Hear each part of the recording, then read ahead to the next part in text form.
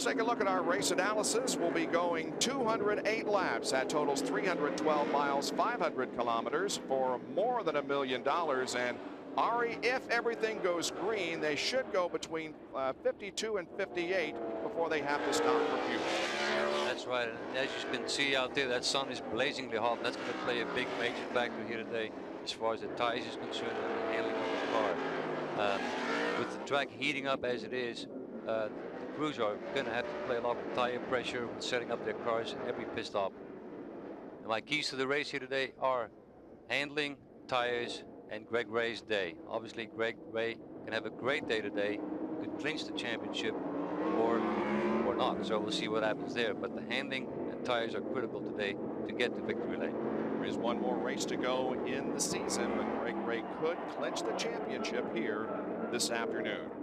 We have a lot of onboard cameras for you that will complement our coverage of this race today. Here is the onboard camera that would be covered by Buddy Lazier in the Delta Faucet Coors Light Dallara. He starts back in the 10th position. This is Scott Sharp here from the rear view of his cam. Scott's certainly going to be a contender today, but will those tires work for him? And right beside him, Scott Goodyear, who'll start in the 5th position in the Pennzoil Panther G4. Scott had the points lead earlier this year, but now finds himself battling for the championship from 2nd. Kenny Bragg driving a G-Force today for the first time in a couple of years. 1997 he drove for Gallus in a G-Force, and today again. And on the front row, Mark Dismore, the MCI WorldCom Dallara. He has one of our onboard cameras. And also on the pole sitter, Sam Schmidt in the Sprint PCS G-Force. There's late breaking news from the pit area. Here's Jack Arute. Bob, there's been a big change for Davey Hamilton and the Spinal Conquest team for Rick Gallus. Their car was so evil, they've decided to scrap it. They've gone to the backup car. He has to start last from his 23rd qualifying position. They say they're going to have to work on the setup all through the race. Vince? Tires. Ari mentioned tires as a possible key today, particularly the Goodyears. Goodyear brought a tire here for this race significantly different than what they tested in August. Goodyear says it's a better tire, but it's taken teams longer to get up to speed with the tire through the setups. Whether they hold up today will be a key. We'll keep an eye on it. Bob? The field moves through turn number 4. Pace car has cleared the track. Pace quickens. Green flag is green flag. 500 is underway from Las Vegas with Schmidt grabbing the lead. He's losing it right now, Bob. At the line, we'll look at Mark Dismore go to the inside. Battling wheel to wheel with Sam in the second corner down the backstretch. Dismore has the lead as we're on board with Sam. We got a spin in turn 2. There's a yellow coming out right now. That's Donnie Beechler, who spun out in turn 2 but didn't hit anything. So this won't be a long yellow. Caution is coming out as the comes down, crosses the line. More problems. Crash up in the 4th corner. That's Stephan Gregoire is headed in the right direction. We have another car up on top of the racetrack that looks like Scott Harrington is the other car that involved. There's the Certainty car up against the wall in turn number 4. Can't see if he actually hit the wall, Bob, but at this point, yeah, looks like he did. There's a black mark on our screen right there. That's usually bad news. Donnie Beechler was the original spinner off of corner number 2. There you can see down the backstretch. The safety crew has arrived at his car. I don't think he hit anything either, so he may be able to get back into competition.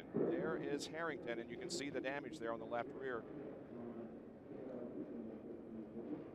Let's go back and take a look at the replays. First of all, here is the Beechler incident up in turn 2.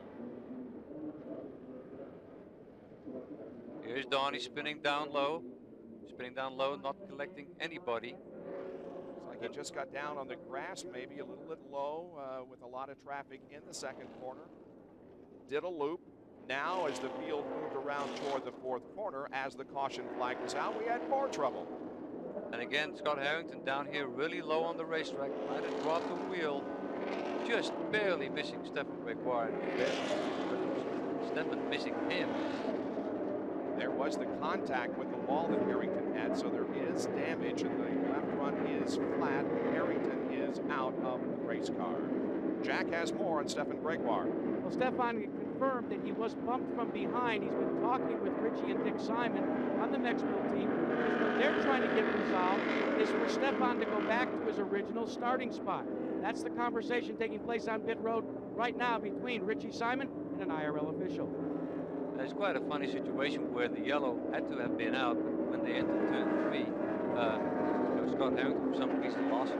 And I believe he might have dropped the wheel below the white line, and that's what he mentioned. 12-degree banking, and it's flat over there. This area right here. If you drop the wheel on that, it's just too far out. Cars here involved in incidents on the very first lap of the Las Vegas 500. F-Boys Indy Racing League action back in just a moment. Week from today at 1 o'clock Eastern Time on ESPN, we'll have live coverage of the NASCAR Winston Cup Series in the Napa Auto Care 500 from Martinsville Speedway in Virginia. The championship in that series also continues to be a good one, so join us next Sunday at 1 o'clock on ESPN. For more, log on to ESPN.com, part of the Go Network, go.com. Still under caution here at Las Vegas because of an incident. A couple of incidents actually involving Donnie Beechler, Scott Harrington, and Stephan Gregoire. Now, Greg Ray is capable of clinching the championship here today, but he hasn't been in the best of health, right, Jack?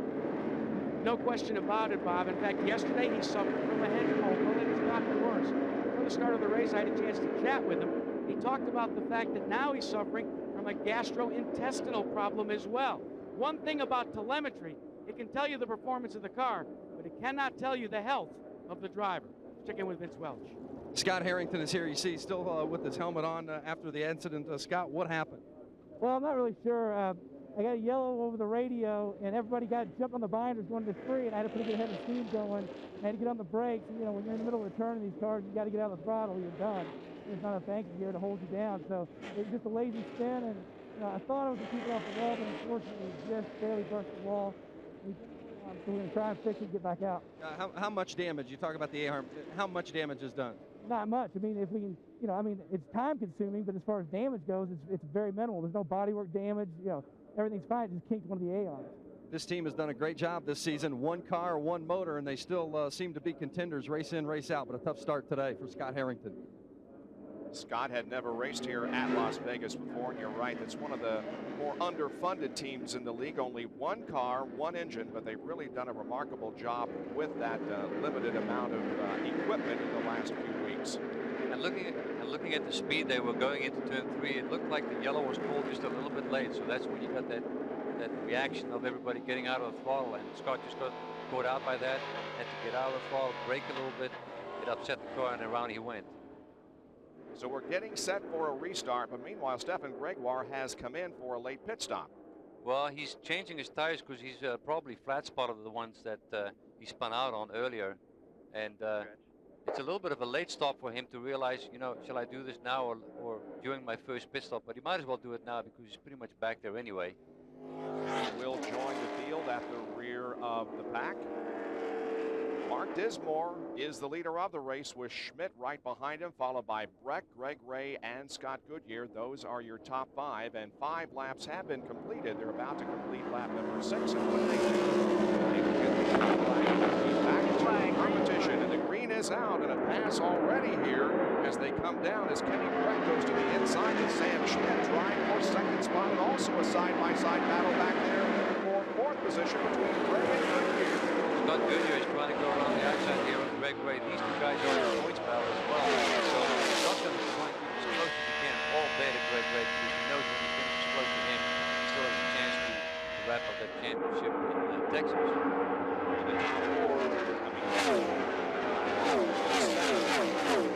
Sam Schmidt did not lose that position to Kenny Bragg, so look back, had a little bit of a run on him. Sam did go into another incident off of corner number 4 is going to bring out another caution. Looks like that Johnny Unser was the one who got sideways down there, and again, I don't think he hit anything. Because think about all these incidents so far, nobody's hit anything. At least Scott Harrington did, but very, very gently. So that's at least one good thing about these incidents so far. Johnny Unser competing for the 3rd time here in Las Vegas. Back in '96, he finished in 22nd position. In '97, he finished 19th. Let me tell you what these guys are feeling right now. The track is very hot.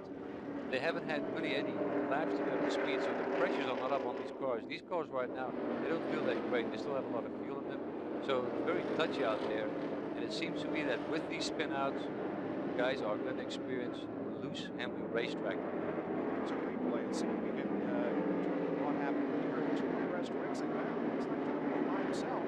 Yeah, he was by himself. It was pretty high coming off before, and there's quite a big patch. They had a hole in the track last year. They had to fill it up. And when they filled it up, it became quite a little bit of a bump. I think he went up high enough to hit that bump, and that could have spun him around because the car bottoms out when you do right there. A little bit late on that one. Does a complete 360. Everybody behind him takes evasive action, and it's only a one-car incident, and Unser is okay. Vince? Well, Johnny Unser just complained that the car was just very loose in the corner, and that's something these teams are going to deal with today. It's a push going in, but when you get to the center of the turn, all of a sudden the car becomes loose. Johnny Unser is going to take another lap around to make sure the tires are okay. If not, they'll bring him in for a stop. Flag comes out, and we're back to racing on lap number 10. The one lap caution side by side. Rockman was trying to give himself a chance to quiet down after a birthday right now. Eddie Cheever has been moving up steadily and started right now. Not surprised that Eddie had a problem on his second lap in qualifying. About 1 good lap in. That resulted in him starting back in the 18th position. Not uncommon. He's moving up through the field rather quickly on that high line. Now he's ready to pass Greg Ray. Boy, he's had a run so far. So Cheever moves from 18th up to 4th position, passing Greg Ray. He always does that. He has that. He always says he's do it this time. Sometimes he starts so far back. Right now, here is Greg for Sam Smith. Dismore has held the lead since the drop of the green flag. His 4th race of 15. Pikes Peak most recent race that he led, but Sam Smith appears to be closing in, narrowing the gap to a couple of car lengths, getting a good run on Mark as they move down the front stretch, and Sam excited to let him go away from Dismore and Wilderso. A little behind you. There's not too many behind you. Go ahead. He did it very easy, too. You can see he had a good run on him coming over the turn 4. That was it. Now, this could be a story of today. The tire proof that the Firestone tires are working very, very good compared to the Goodyears. Nice car. Going on your high side. On your high side. Really nice side. Robbie Buhl right there, too. Clear. Pretty impressive.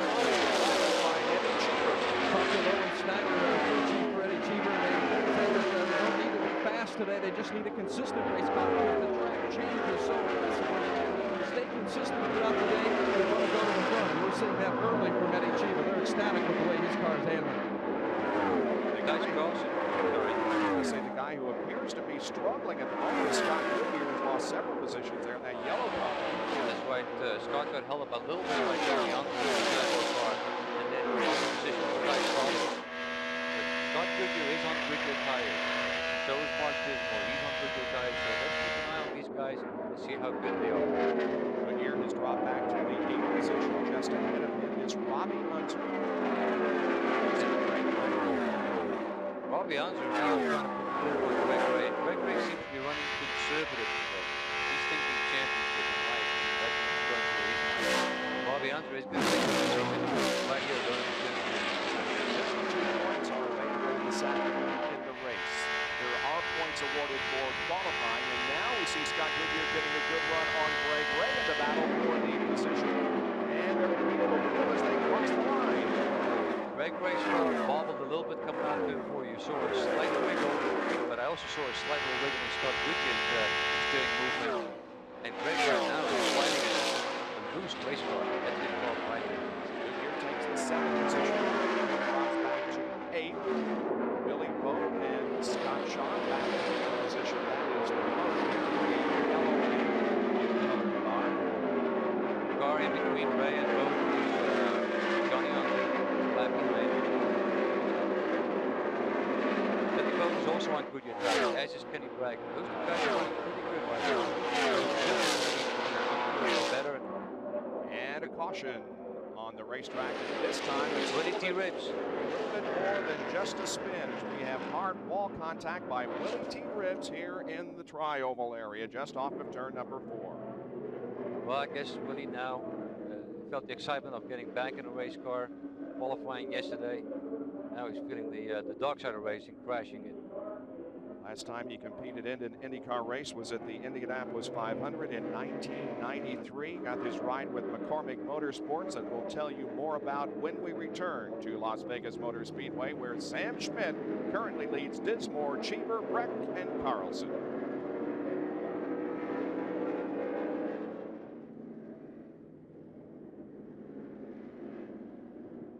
Welcome back to Las Vegas. Want to remind you about the Nike World Champions Tour. This tonight at 5 o'clock Eastern Time on ESPN. Brazil versus the U.S. Women's National Team at Mile High Stadium in Denver, Colorado. Check it out on ESPN at 5 o'clock tonight. For more, log on to ESPN.com. Part of the Go Network, go.com. We're still under caution here at Las Vegas, still cleaning up the incident involving Willie T. Ribs. Sam Schmidt still your leader, and Sam is leading his 6th race of the year. The last race in Colorado Springs, Sam had the pole position, identical lap time to Greg Ray, but Greg Ray got the pole because he was the first driver on the track to actually set that time. This time around, though, Sam had the pole on his own, clearly faster than everybody else. Gave up the lead to Mark Dismore at the start, but now he's back in the lead again. And we haven't heard back from the pits yet of how he is, how he feels about his car, if he's happy with it. But so far, it looks like the car is handling great for him. Schmidt qualified at 209.465 miles an hour. This is the 6th straight race that Sam has led in Pep Boys Indy League competition. Yeah, at the beginning of the season, problem in Walt Disney World. In the beginning of the race, Sam had a crash. Phoenix had some bad, had a bad call on the pits, lost a lap in the pits, but then really has started to come forward. At Indianapolis, teaming up with myself, Sam was running really good at Indianapolis, and just gotten stronger and stronger. The team is really rallied behind him the last couple of races, and very, very happy with him right now. Running back in 17th position is Stephan Gregoire. He was involved in one of the early incidents, in fact, the one that we had on lap number 1 with Scott Harrington, but he appears to be in pretty good shape as far as the car is concerned, so we'll watch for him to move up through the field as the afternoon progresses. Last Tuesday, the harbor town of Dana Point, California, that is where the Dick Simon racing shops are. Well, they took the IndyCar out on the streets of Dana Point, California, and the whole thing was celebrating Dick Simon's 66th birthday. Greeting his driver, Stephan Gregoire, at a turn of the wheel of his 38-foot speedboat. Simon, of course, was a veteran of 17 Indianapolis 500s, last racing in 1988. His best finish was 6th in 1987. Stephan and his wife, Virginie, were married last month in France after dating for about 10 years. And he is back in the cockpit here this afternoon. Letty Cheever has been the driver who has moved from his original starting position up the most so far in the first 24 laps of this race. Started 18th, currently running in 3rd. Vince? Well, Letty Cheever's having some radio problems, although the car's working great. Cheever cannot hear the team, but the team, or excuse me, Cheever can hear the team, but the team cannot hear him. So Eddie's using hand signals as he comes by on the front stretch. I asked what was the last communication you had with him, and they said Eddie was going, yeehaw! Down to Jack Arute. Well, Bob, you look at Mark Dismore. He goes to the front, then he backs off a little bit. He goes back to the front, then he backs off a little bit. They call it down here in the Kelly team the plan. What is the plan? Well, they've decided that rather than actually race other drivers, they're going to race the racetrack all day. They want to play it conservatively. They want to be there at the end. They keep talking back and forth on the radio. Just stay with the plan, stay with the plan. So the lap times stay the same. Sometimes the position is exchanged. That's not a bad strategy to have today, especially in the heat. You know, trying to save the tires, make the tires work for you, and that's what they're doing right now. Under a lengthy caution here because of debris scattered all over the racetrack by a hard hit by Willie T. Ribbs off of turn number 4. He's okay. We'll be right back. Half a lap away from the green flag here in Las Vegas, the 2000 ESPY Awards scheduled for Monday, February 14th. It will be held right here in Las Vegas at the MGM Grand. You can get ticket information by calling the number you see on your screen there. The ESPY Awards, Monday, February 14th. For more, log on to ESPN.com, part of the Go Network, go.com. Well, 26 laps are about to be completed, and the green flag is coming out for resumption of this race at Schmidt, Dismore, Breck, and Carlson, the top 5 as the revs come up. The speeds go up, and here we go once again. Mike Dismore definitely had a jump on Sam there on the start. Able to hold him off, so Carlson get his momentum back up again. Here he comes on the inside. Sam moves a little bit over to the left. Dismore gets to the inside, but Schmidt hangs on the high line. They come through corner number 4, side by side, down to the line. Dismore gets the lead, and he's back in front. Eddie Cheever closed in on both those guys, and we're looking at Eddie Cheever coming all the way back from 18. Here's Sam. Outside. Schmidt doesn't work. Outside. And he goes high off the corner and tries to retake the lead again. They go wheel to wheel through the corner. Dismore has the advantage down on the inside line. Good wheel-to-wheel racing, and Dismore hangs on to the lead. I think he's going to come around the outside again, or stay right there.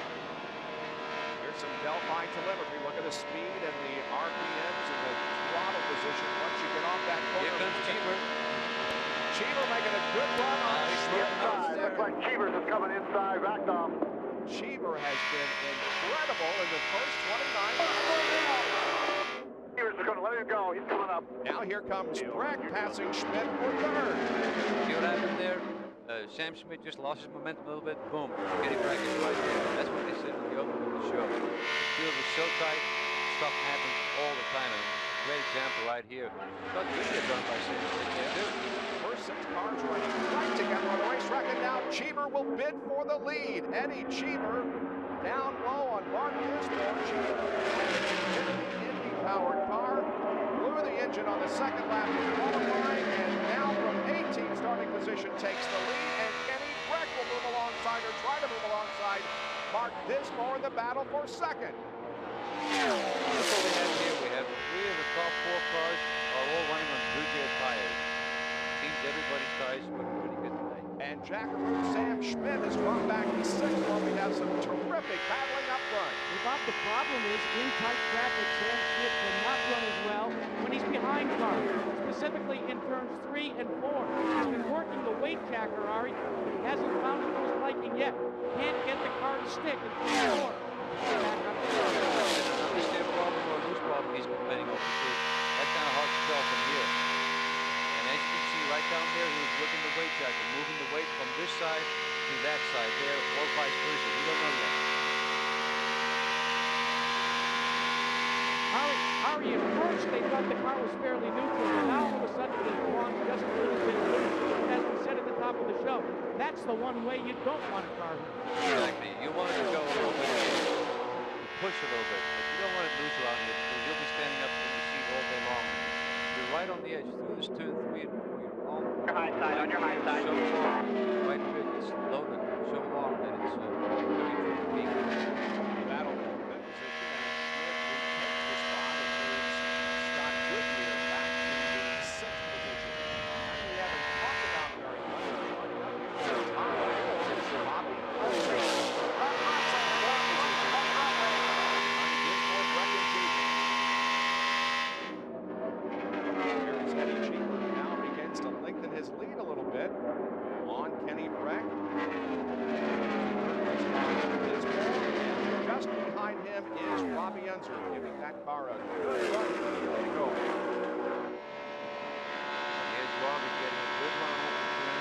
Now he's going to go up in the track and watch this one, and he's going to get by. More on Unser from Jackaroo. Bob, Robbie Unser has some special motivation. He went down to the local sports book and proved it. He noticed that there were odds for today's race. You know, David, you bet on anything? Robbie Unser was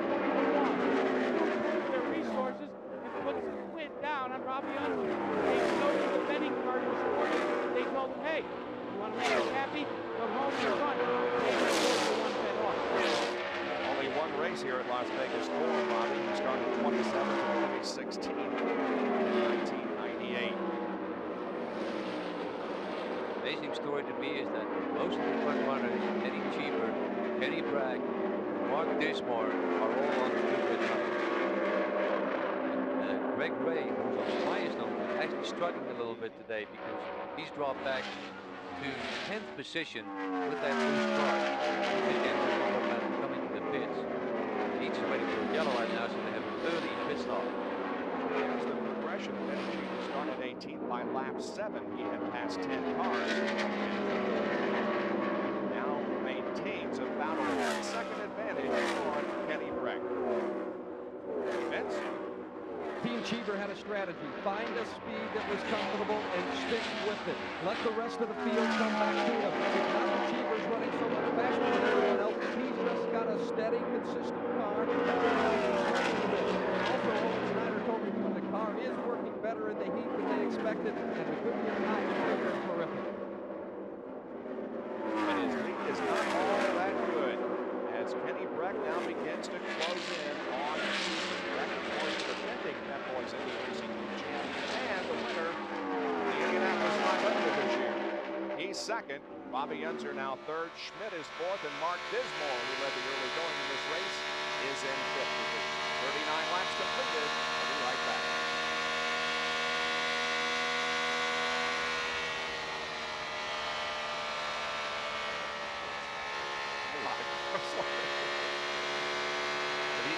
Even now. Can you hear me all right?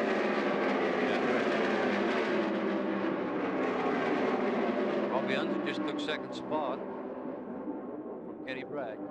Sam Smith, although he's a little loose, still right there. They're all standing up in this like this. 12 laps to go.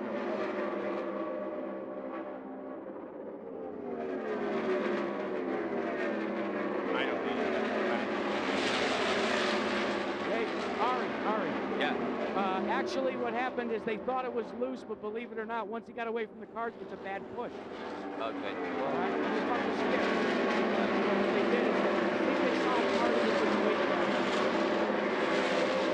The car was almost sent into the bad air. Okay. I'll fix that one. I think it is. Greg Ray. Ray is loose. You know what's funny there, Ari? They keep waiting for the tires to go away. That's what they've hung their hat on. Yeah, but right now the Goodyear tires are 1, 2, and 3. I know. Actually,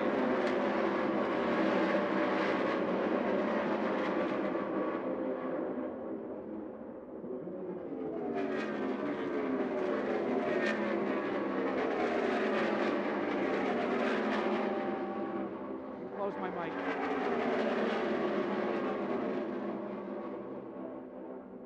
Robbie Unser. This guy.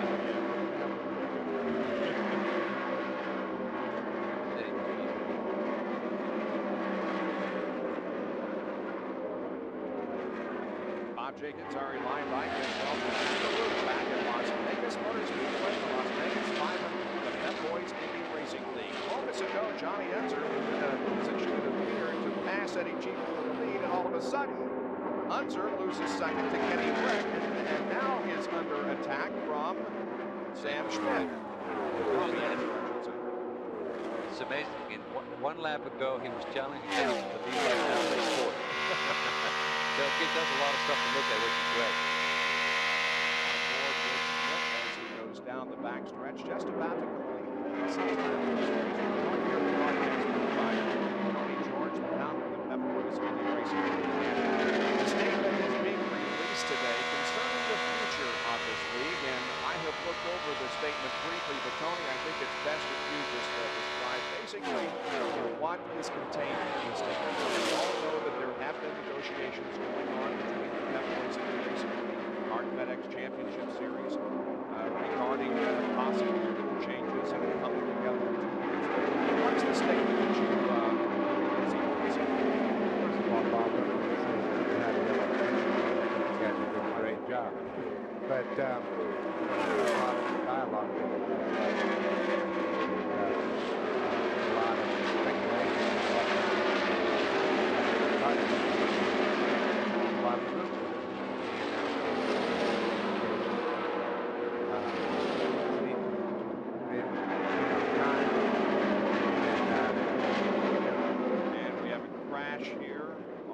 tri-oval part of the racetrack, and so we'll get back to conversation with you in just a moment.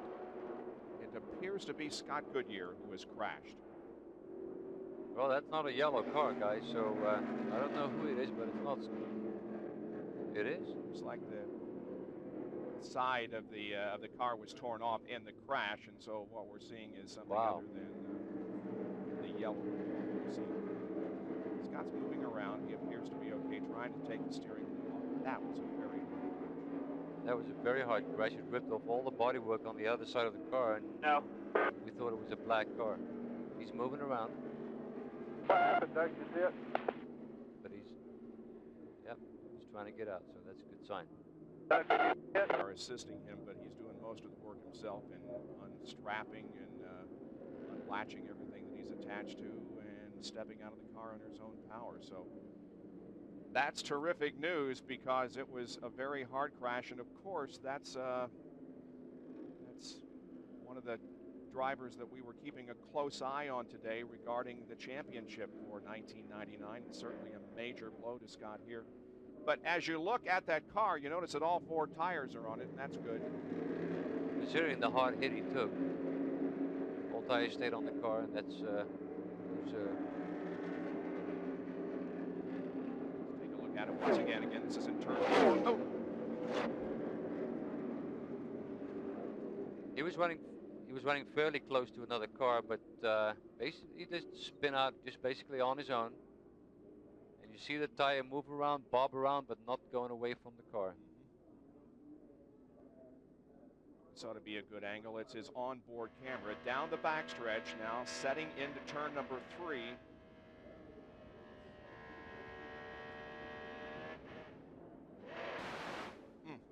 That sounded like something just gave away, which made him spin. Meanwhile, we have some pit stops. Eddie Cheever comes in. Here's Vince. Well, Cheever's going to change the pressures in the stagger to try to fix some push that he's experiencing. No wing adjustments on the car right now. What's amazing is that Eddie has had to communicate to his team all the changes that they wanted to make through hand signals because they don't have the radio. A great stop for Team Cheever. Very quick, in and out. Maintaining an 80-mile-an-hour speed limit down. Kenny Trek also comes out. And Sam Schmidt has stalled the engine. Now they get it refired, and Sam is away, but that'll cost him a few seconds.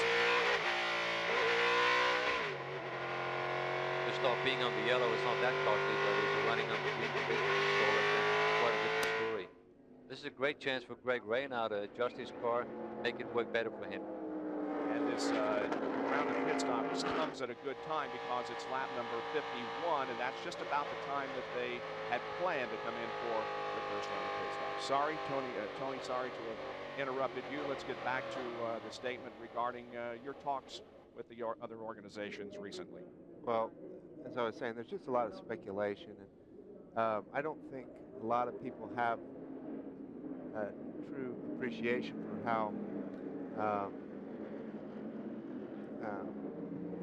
difficult some of these issues can be to address. It's a very complex situation. There's a lot of very important issues in dealing with 2 organizations, and it's not an easy thing to resolve, and it's going to take some time.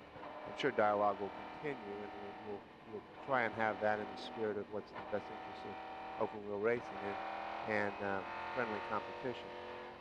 But I think that it's important for all of the teams and sponsors in both series to have a strong sense of where each series is going. We made a commitment last fall to the rules package, which takes our equipment to the next iteration, and it's being tested right now, and it's very good, and it's doing everything we want. We're not anxious to go change that. Change is important. We've gone through a lot of change the last couple of years, but stability is part of our fabric here in the Indy Racing League, and we want to hold true to that. So as long as the competition is good, the product we want, I think it would not be in our best interest to do anything to change that at this point in time. So if we look to see in the future, the Indy Racing League is going forward as is part. We're both working on the schedules for next year, and beyond. We have some exciting venues that we're going to be going to in 2000, 2001, and we're excited about that. So the future does look bright for open wheel racing, and I think both organizations are working to ensure that future. Just last week, of course, it was announced that the Pep Boys Indy Racing League would be competing at the new Kentucky Speedway in the year 2000, and there will be news this coming week regarding the new facility up near the Chicago area. So again, everybody in the year 2000 will have an opportunity to run the Pep Boys Indy Racing League at any event that they want to, including the Indy 500. Sure, and that's been the case for a while, and at the inception there was some incentive to try and get people to participate in the league, and now that we're established, that you know, and the playing field is level, you know, everyone's comfortable with that situation. We welcome anybody who wants to come. New teams starting up, teams that, you know, have been in racing before and want to get involved in maybe the sport again. Encouraging all that. I think, you know, we look forward maybe one day to some of the kart teams and drivers competing in some, if not all, of our events. Tony, thanks for joining us, and appreciate your making the announcement here on ESPN as we kick off what we hope will be a very long association with the Pep Boys Indy Racing League, the last 2 races of this year, and of course all the races in 2000. Back with more of the Las Vegas 500 in a moment. A lot of different racing series in action today. You'll get the entire wrap-up from Whit Watson on RPM tonight at 9 o'clock here on ESPN2. Results of the MBNA Gold 400 from Dover Downs. That's the NASCAR Winston Cup race. Texaco Grand Prix of Houston for the Kart FedEx Championship Series, and the Formula One teams competed in the Grand Prix of Europe earlier today. Hear it all at 9 o'clock tonight on RPM tonight. For more, log on to ESPN.com, part of the Go Network, go.com. Still under caution because of Scott Goodyear's crash. 55 laps have been completed. Stephan Gregoire is the leader of the race with Nicholas Johnson in second. Those guys pitted earlier and did not pit under this caution, but Eddie Cheever is running in third position. He was the leader, of course, when we went to the caution, and it's been an incredible run by Cheever as he started 18th and just went around cars outside, inside, everywhere. All right, that's just when it's fun, when the car's working good for you, just going left, right, in between. Here we go, slicing through traffic. There he takes the lead and says to himself, man, I got there in a hurry from 18th place. So he's just having a ball today. But he has one problem, though. If his car changes a lot, he's not going to be able to communicate with his pits because he cannot talk back to them. So when he puts his hand on the dash, they know it's pushing. When he points his finger backwards, they know it's loose. And that's about all he can tell them. but as we get set to go back to racing, Stephan Gregoire is at the front of the field, Jack. Bob, if you ever gone to the blackjack table, what you try to do is count the cards, figure out how many face cards have come out. You may stand on a 17 or you may take a hit on a 12. That's what Richie Simon and this crew for Stephan Gregoire have decided to do. After that caution where you were punted, you came in and topped off.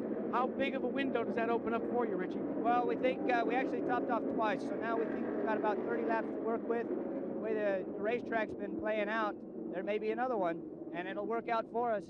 So, I mean, it's worth a shot for us. We went for track position, and cars running at the end of that stint there, we were running as fast as the leader, so we'll just have to see what happens. But, you know, this is a race. We have like 300 people from Mexmill here, and we want to put on a nice race for them. And, you know, I feel really good about the car. Everything went well this weekend, and hopefully we can lead this thing now to the end. Fellas, remember, this is one of the teams that does no testing. All of their testing takes place on Thursday, Friday, and Saturday of the race week. Let's check in with Vince Welsh. There's a problem in Buddy Lazier's pit. Oh, what a disappointment. Lazier was the fastest in practice yesterday's in the final practice session. He has been running very well of late, fourth at Pikes Peak, second the race before, but they've got engine problems. They just can't seem to find any power. They checked the electronics, and in fact, they changed all the electronics in the car, but still can't get it to go faster than 185 miles per hour. And all right, you know 185 is not going to do you much good out here today. No, it'll just be in everybody's way, and it's probably then better to park it. Lazier back in the 23rd position as the work continues on his car. Meanwhile, the indication has been given that we will go green next time by. Gregoire and Johnson are the first two. Nicholas Johnson running in second. His very first Pep Boys Indy Racing League event. Here he is. Cheever, Breck, and Dismore complete the top five. Turn 4 is a little slippery. The oil dry is laying down there from Scott Goodyear's accident. Clean up crews, put that down there. Always going to be a little slippery. And we are back to racing. On lap number 59, we were 10 laps under caution because of the Scott Goodyear crash. And Eddie Cheever again continues to move toward the front.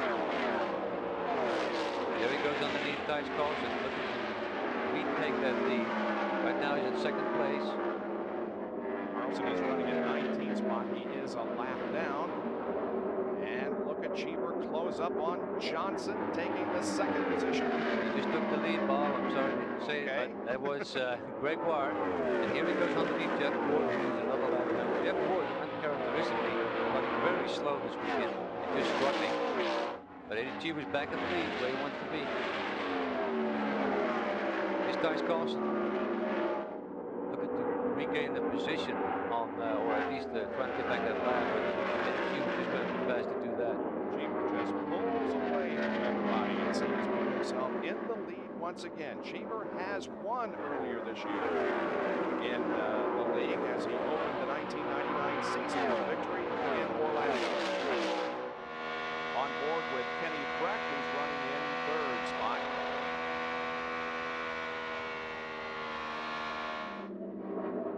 Kenny Breck there closing in on Stephan Gregoire. Right ahead of Stephan is Eddie Cheever.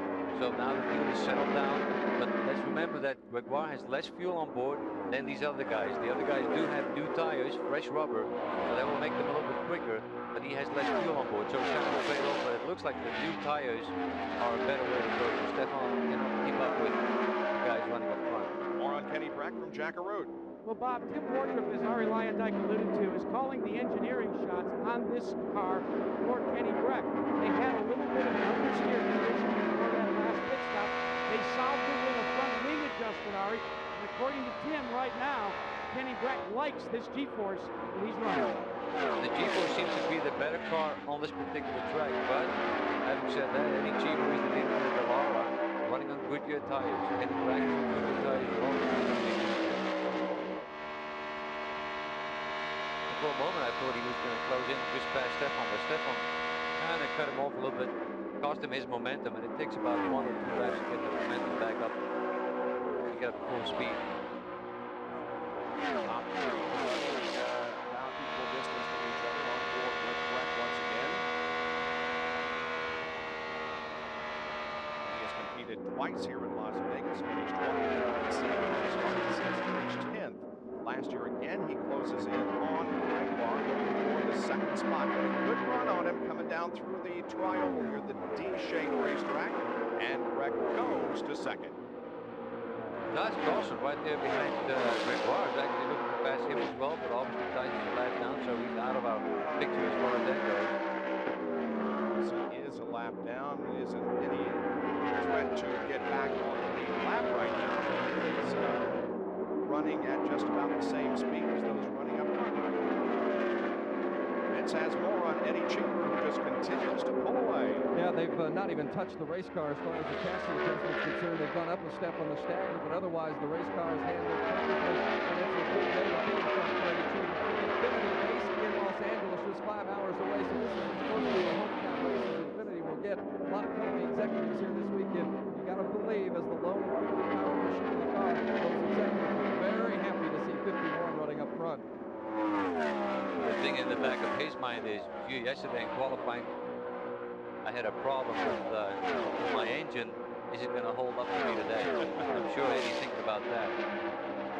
Jacques Lazier. Yeah, 6th place car. Jacques Lazier, his brother Buddy, is having problems. We documented that a few minutes ago, but Jacques Lazier is very much in contention here, running in 6th spot. He's closing in on Buzz Carpenter, running in 5th spot right now. 2 boys from Colorado, and it looks like he's going to take that position here pretty soon. Right ahead of them is Mark Dismore, 4th place, so a tight battle here from 3rd, 4th, and 5th. And again, we'll keep you rest of the championship all day long. Two main contenders, Scott Goodyear, he has already crashed out of this event. He's finishing back in 24th position as Lazier again tries to get the position away from Buzz Hawkins. The battle for the 5th position, and Lazier has it. And Greg Ray is not a contender here this afternoon. He has it right a lap, and he's already back in 14th position. Yeah, you think that after that pit stop they would correct their loose condition, but they haven't been able to correct it. They're going to fight that. Apparently they're going to fight that the rest of the day, and that's just, you have one of those days on the way to work. You get all the red lights, and some days you get all the green lights. There is Eddie Cheever and Kenny Breck. Breck beginning to close in just a little bit on Cheever now. His 69 laps have been 208 Eddie's closing in a little bit on Eddie, but always closing in on Eddie is one thing, passing him in is another, because he really knows how to make the race car a little wide.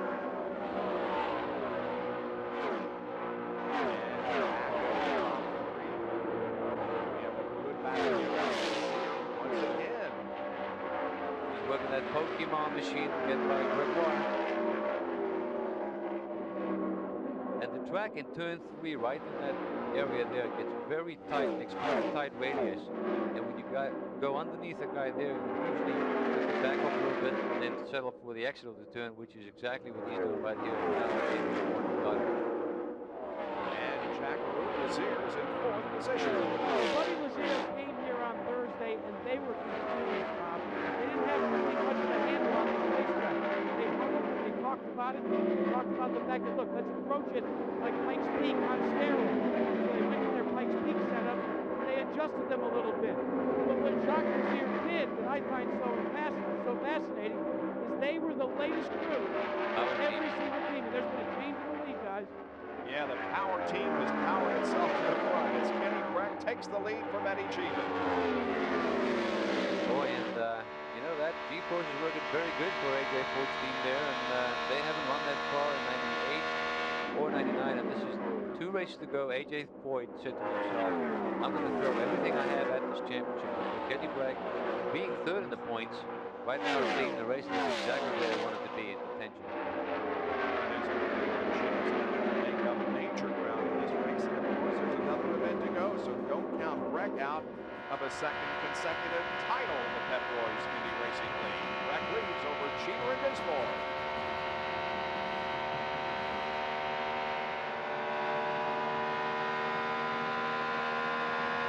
Well, tonight on NFL football here on ESPN, it's the New York Giants against the New England Patriots from Foxborough Stadium. That's at 8 o'clock tonight, and then tomorrow night on ABC Monday Night Football, the 49ers and the Cardinals go at it from the TWA Dome. That's at 9 o'clock tomorrow night.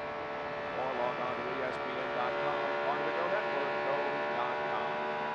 79 laps completed here at Las Vegas Motor Speedway, the Las Vegas 500 for the Pep Boys in racing and Kenny Breck. It's about a 2.5-second lead over Eddie Cheever. Jacques Lazier running 3rd, Mark Dismore 4th, and Sam Schmidt is running in the 5th position. There's Greg Ray, who is back to 13, and certainly things are not going for him the way that he had hoped. To remind you of Ari's keys to the race that we told you about. Well, looking at the handling key here, this is definitely a problem for Greg Ray today, and brings us to Greg Ray's day, that he's not having a good day. Scott Goodyear has had a worse day, has had a big crash, blocked at his knee right now, so Scott Goodyear's not going to get many points, but the way things are going for Greg Ray, he hasn't been able to fix his car during that first pit stop, so I think he's going to have a long day as well. Now to Jack Ari, that's exactly the problem with Greg Ray. They are chasing the elusive handle of this racetrack. In fact, they have yet to find exactly what they want. But limping out of the trailer now is the man that Greg Ray was most concerned about. That's Scott Goodyear. Scott, first of all, the leg and the knee and all that sort of stuff, maybe a lot of stuff. what about what happened out there? I'm not really too sure, though. Got a Greg Ray's car. day long, and the thing just swapped in. So I had to something wrong with it. I went down and I wasn't too sure. Before I hit the wall. Well, that may be the bad news, guys. The good news that the Pennzoil Panther team revealed earlier this morning. They're doing with Pennzoil, and they're giving them 2,000 pounds. There you go, fellas. Scott Williams was okay after a hard run. This back there in fifth.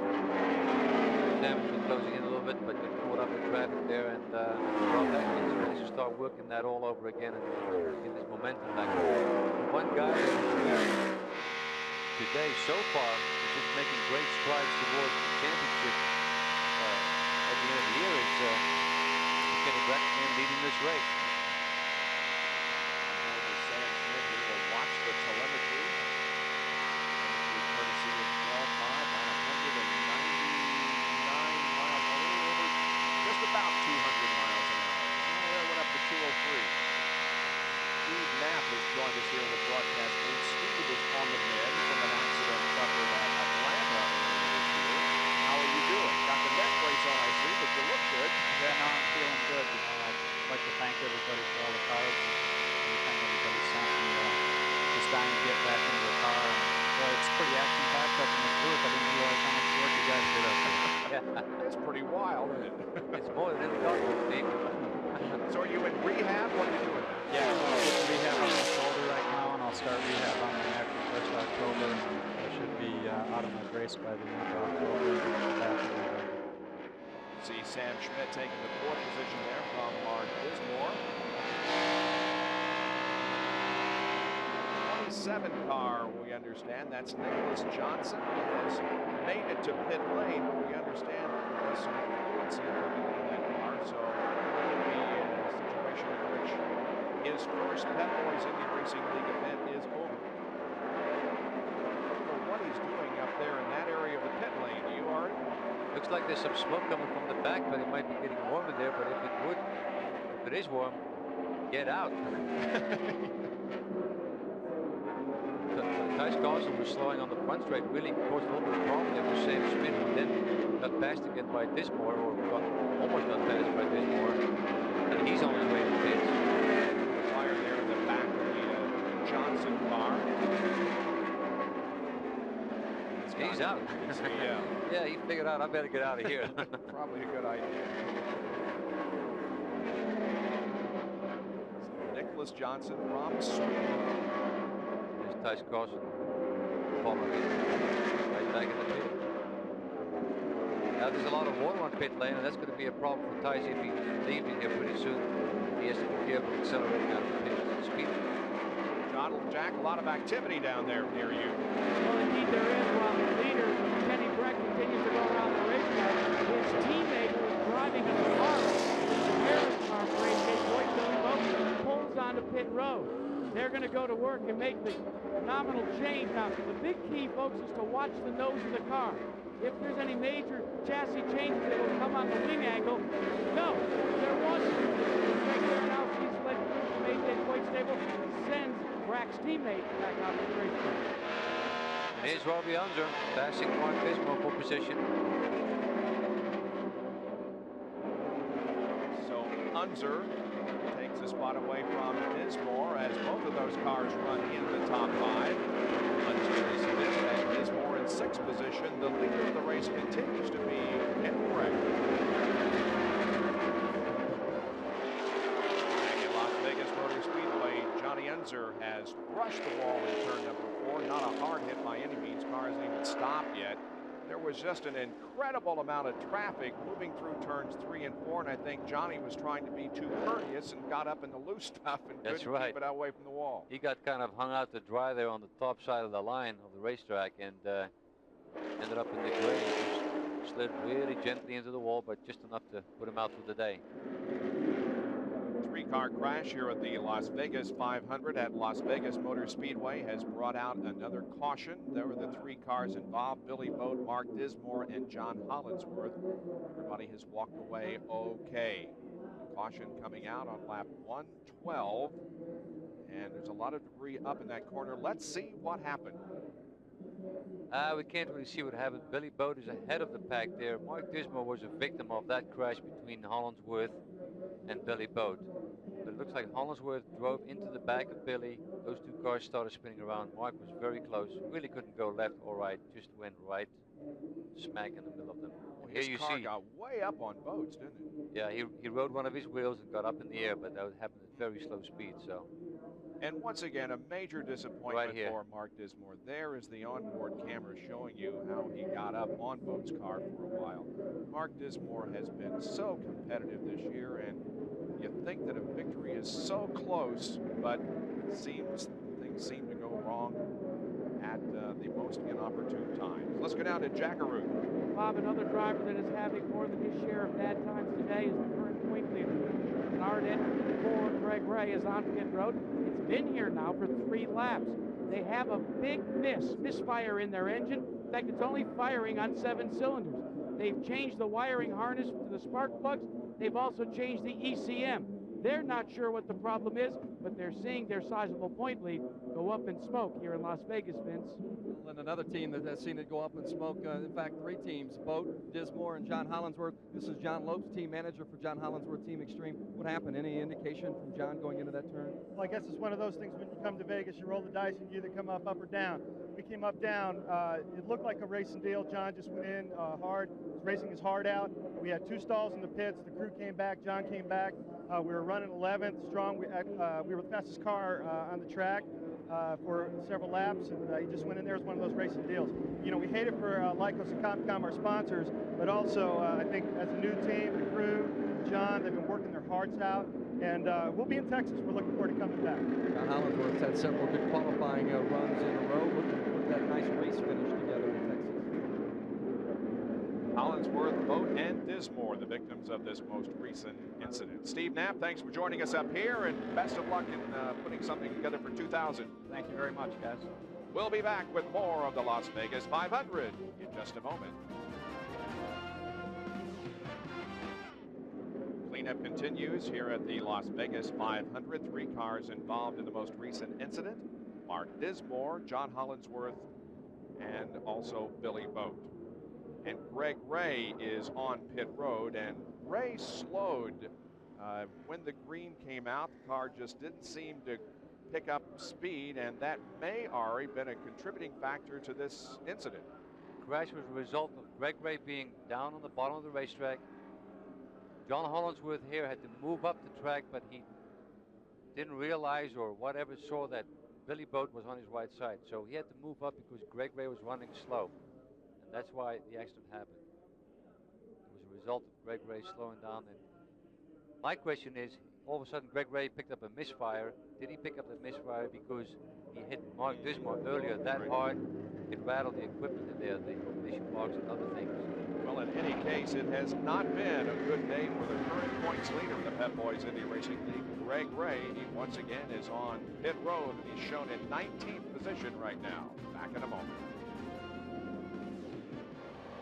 A week from today on ESPN, it's the Napa Auto Care 500 for the NASCAR Winston Cup season, as Benny Parsons and Ned Jarrett will join me in the Martinsville booth with John Kernan, Jerry Punch, and Bill Weber in the pit. That's next Sunday at 1 o'clock Eastern Time as we resume our coverage of the Winston Cup Series at Martinsville. For more, log on to ESPN.com, part of the Go Network, go.com.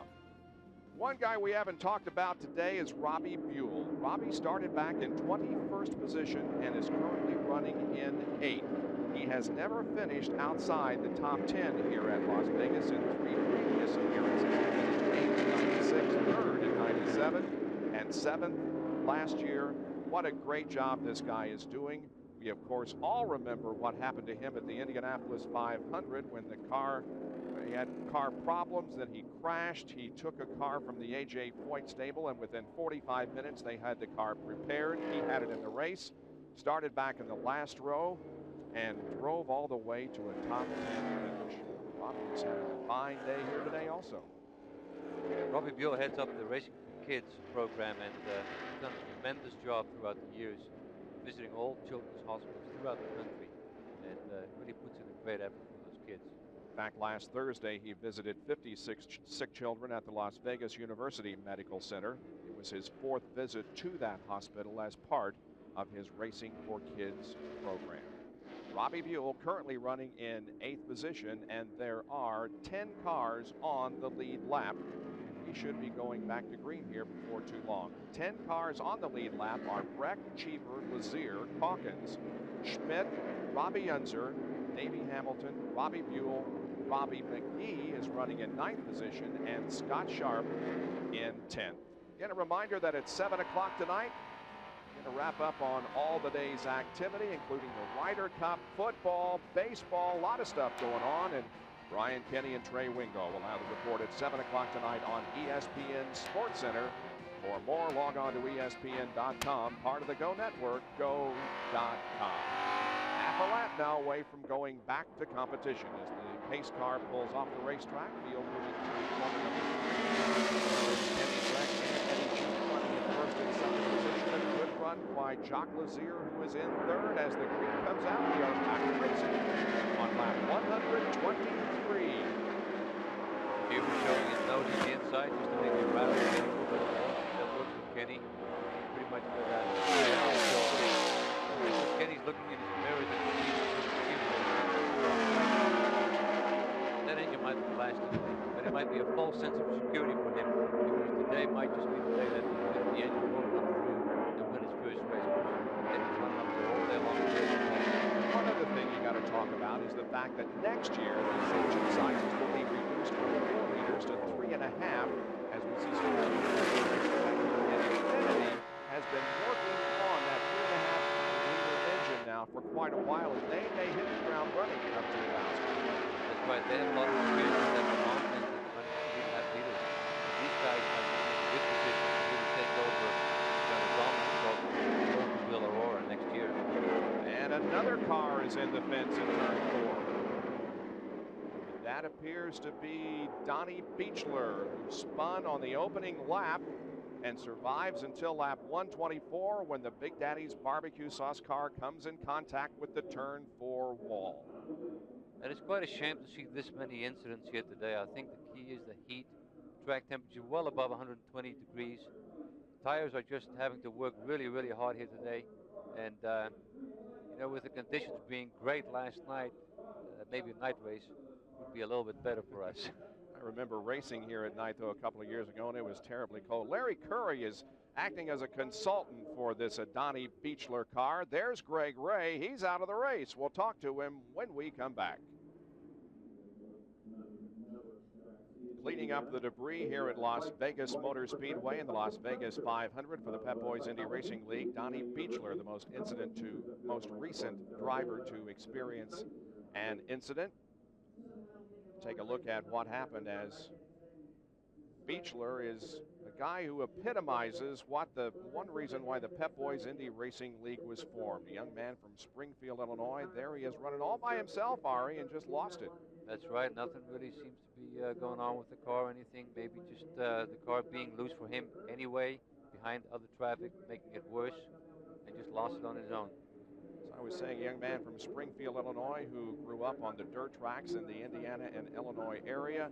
As you indicated early in the race, he is coming off a win at the 16th Street Speedway in Indianapolis, which is a quarter-mile dirt track. But Donnie loves to drive race cars, regardless of where it is or what kind it is.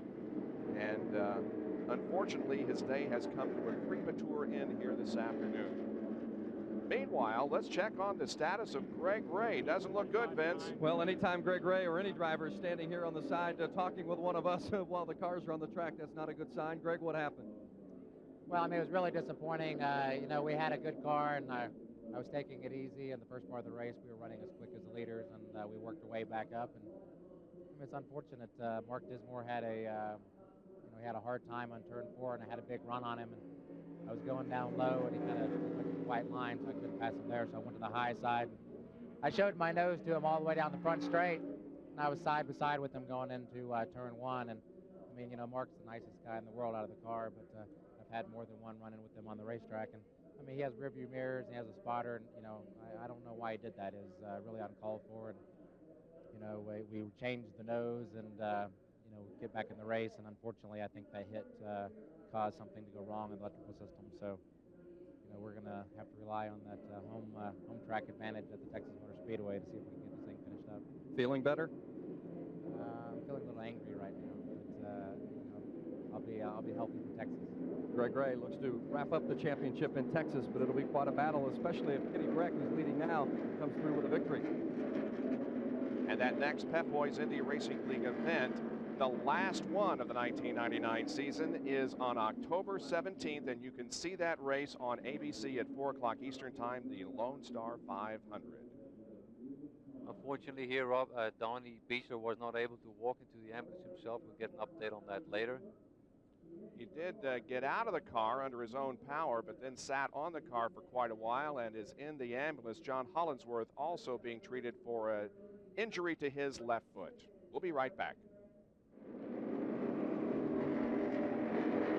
Donnie Beechler's car is being taken off the racetrack after Donnie hit the wall up in turn number 4. Take a look at the points as of now. Greg Ray has just a narrow 4-point advantage on Kenny Breck as it stands right now, with just one more race to go in Texas. And the points certainly have shaken up here today, because Goodyear came into this race second in points. He drops to 4th, and Eddie Cheever is only 39 behind in the battle for the championship. And there you see 6 through 10. So this is going to be quite interesting. Quite a turn of events right here. Well, Jack Arute, looks like that Kenny Breck may be looking at a second straight championship. I'm sure AJ is. Well, AJ, you said it best when I said you've got it down now to 4 points. Your answer was? Well, that's quite true. Like I say, I hope today just winds up like it is. And I'm just ashamed about the Harris car, but Harris sponsors this car with Power Team, so they're associate sponsor. It's a long ways to go yet. Anything can happen. So all we're doing is just trying to do the best we can. AJ, going into the Indianapolis 500 after the problems that Kenny had early in the season, you guys kind of looked and said, well, let's go win Indy. Then once you got that under your belt, then you got serious about the championship. Well, that's quite true. You're always trying to win championships regardless, but we've had our fair share. We had a good day at Indy, and all I want to do is just try to get out of here alive. We got a new car. I've got it here. It's a G-Force car. It's first time we run one. Couple of years. I've got Tim that worked with Line Dyke. He's helping on the engineering of it. And what else can I say? We're all just working here together, and we've been working hard all weekend, and we're doing the best job we can. Vince Welch, one of the things that Kenny Breck does after every race is he sends a memo to A.J. Foyt. I'd like to see the subject of that memo at the end of this race. Well, he certainly hopes it's talking about a victory, and so does this team Cheever. The brain thrust huddled talking about fuel strategy. They're going to have to make another stop, probably in the 165 lap area, but this yellow really helped them out, because if they wouldn't have gotten the yellow, they would have had to stop for fuel and tires and then come for a splash and go. But right now, everybody's happy with the way the car is handling. The Infinity engine is holding up, and wouldn't that be a huge victory if Infinity could put one in victory circle this weekend? That power plant has never won in Pep Boys Indy Racing League activity, and so we'll see if Eddie can bring them their first victory here today. Well, what a turnaround in points. I mean, we were talking about Scott Goodyear and Greg Ray, the guys we were looking at before this race started. Now we're looking at Kenny Breck at the moment. If he would win this race, he would only be 4 points behind Greg Ray. And when Vince Welch asked Greg Ray how he felt, now we know why he felt the way he did. Breck won the championship, of course, last year, due in part to the fact that he put together 3 consecutive wins at Charlotte, Pikes Peak, and Atlanta. Then in the final 2 races of the year, he put together a 5th place finish at Texas and a 10th place finish here at Las Vegas to wrap up the championship. Green flag comes out. Here we go once again. Jacques Lazier running there in 3rd position. He has been a contender virtually all day, staying right with Cheever and Breck as the green comes out to resume competition.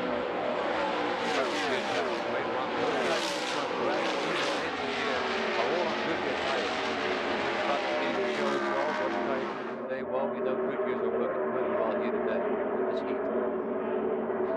Bus Garvin's running there 4th, right behind Salazar in 8th. Bus Garvin's having the best race of the year. His best finish this year is the 5th in Atlanta so far right now. Right now he's in 4th position. The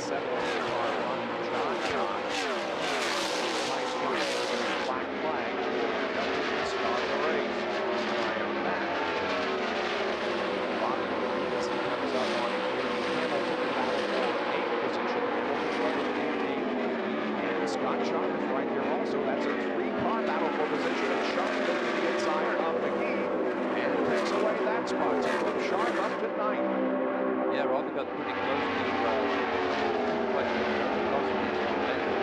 And one Sharp was right by that battle position right. As Kenny Breck continues to lead. Let's get a report from the pit area from Vince Welsh on the running John Cox black flag. Absolutely, that's exactly what's going to happen. It's going to be a stop and go for jumping the start for this time. Take advantage of the opportunity. Go ahead and change the tires and add some fuel as well. This rookie struggling here this weekend. This is a tough place to run. Larry Curry told me earlier today that if they can just come out here, take this car, put it in one position, and they'll be happy with it that way. Well, now they're not going to change the tires and the fuel. Danny Cheever losing oil. Cheever has blown up on the 138th lap. Yesterday, he was on his second lap of qualifying, and all of a sudden, a big plume of yellow, blue, white smoke coming from the back of the car, and now it happens on lap 138 as Cheever runs in second position. Great for him. Maybe I shouldn't have spoken about that. That's too bad. It was a great race. There is no yellow. The green flag stays out, but as Eddie enters pit road, you can see a little flame there in the back of the car. I think he shifted down and gave him a big gas on it. Together with this. He's very angry right now. Vince, tough break. He's coming in. This Team Cheever had its fingers crossed the entire day, trying to, and hoping that this was going to be the day they got into a victory lane and this is going to be. You can see Eddie very animated and very upset. He believed he had a car that could win this race today, and he just told Owen Steiner to turn it off. As soon as Eddie gets that helmet off, he'll have a word with him. And looks like that Robbie Unser isn't going to make it around as he pulls the Petromani car off the racetrack, and he does get it off the track, so this will not result in a caution, but we'll lose some cars here right and left as Unser drops out. Rutherford right there in the pace car. There is Kenny Breck, who now has a 1.5 second lead on Jacques. Without question, Jacques has been the story of the race as Robbie McGee and Davey Hamilton battle for the 6th position. McGee has taken that spot from Hamilton right there with Scott Sharp. Scott Sharp will have a great day today. One good for running for Kelly Racing. Qualified 30 weeks for starting flipping back and back. They haven't been able to get Vince, let's talk to Eddie. Eddie, the car was hooked up today and class of the field for much of this race. What happened there at the end? It was running extremely well. We are in the middle of the flying things that get it up in the top 3 and had a good start at the first year we've been a very good job. Frustrated that maybe you were frustrating that you're with the car or in the to win. It will take us. We need more time. The racing program Nissan has been involved in, they have won. I see no reason why that will not happen. We've been a little bit unlucky. I don't know what broke today, but we'll find something. We will get to the front with this engine. Eddie Cheever. Well, now we see Sam Schmidt up in the thick of things as Breck, Zier, and Schmidt are running right together on the racetrack. Sam Schmidt running on Firestone tires. Now he's joining the leaders up front, running on Goodyear tires. So it's anybody's race right now. But Sam looks to have cured the small handling problems he had earlier in the race. And look where he's right now. Third place right here. We talked earlier about Donnie Beechler and how he comes to the Capital City recently from the sprints and midgets as Schmidt goes to second now, passing Jacques Lazier. There's a young lady who is also in that category and has her sights set on this lead. More from Jackaroo. Well, Bob, first, let's update you on the team that's going to be driving for the teammate to Robbie Unser. Unser is in the pits, and what they've done is they've changed the black box in hopes that and maybe that would solve the problem. The car just plain stopped. But this is 18-year-old Sarah Fisher, who will make history at the Texas Motor Speedway at the age of 19. We're going to get to IRL starts. It's real exciting, you know. I'm here just trying to learn what's going on in the pits. Robbie's pits will be our team for that race. Kind of depressing to see them do paddling now because they were doing good at first, but hopefully we'll get better. Sarah, what have you learned so far by being out pit road and also the testing that you've done? Communication is so pertinent, and you know, we're going to have to get a spotter that can really communicate with me and just let me know what's going on with the set, and also communication between me and the engineer, which we're working on right now. Well, almost a change for the lead. Certainly Sam Schmidt is within striking distance, but hasn't got the job done just yet. But Schmidt has definitely closed in on Kenny Breck for the lead. They're the top three cars, as you see the champions far back just a little bit now, but still in contention. And Vince, Sam Schmidt moves back toward the front. Well, he's less than 4 tenths of a second behind Kenny Breck, and the car was hooked up. They battled some push problems, but they've adjusted the status throughout the course of the day. And right now, the car may be as good as it's been all afternoon. And hey, it's a nice time to have a good car when it's coming toward the end. Keep an eye on Schmidt. He is on the move. Indeed he is. He may have the car up high, doing well, going into one, and he may have the lead. He does. Sam Schmidt goes into the lead with 59 laps to go. And the one advantage that Sam has right now also is that Kenny Breck is thinking about not just finishing up front, but thinking about the points right now. Well, Sam Schmidt's best career finish came at Pikes Peak earlier this year, and here at Las Vegas last year, runner-up. We'll be right back.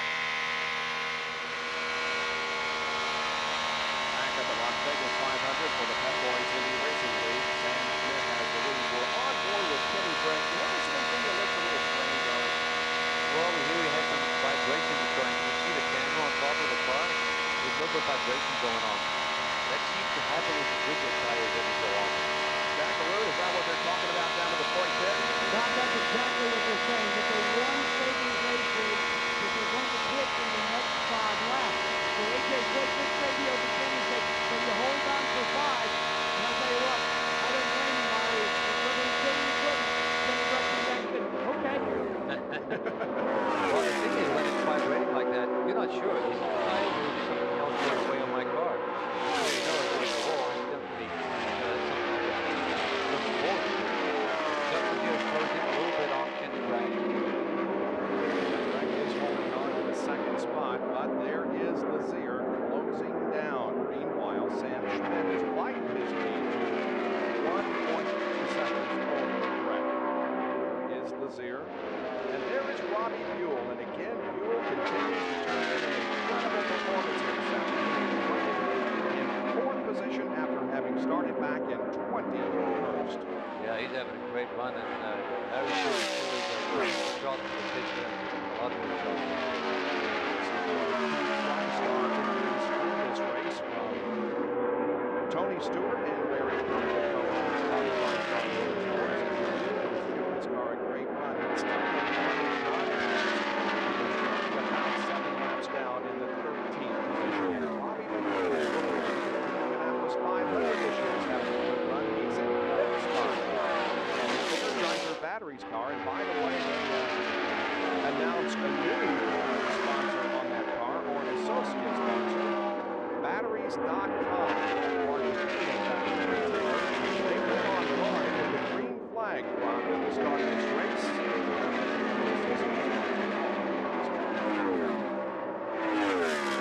Had a great performance in the 500, running 5th place over, Rookie of the Year award, and just very heads up gentleman who's come out of the 2000 series, really adapted himself really well to his cars immediately, and also showed a lot of maturity.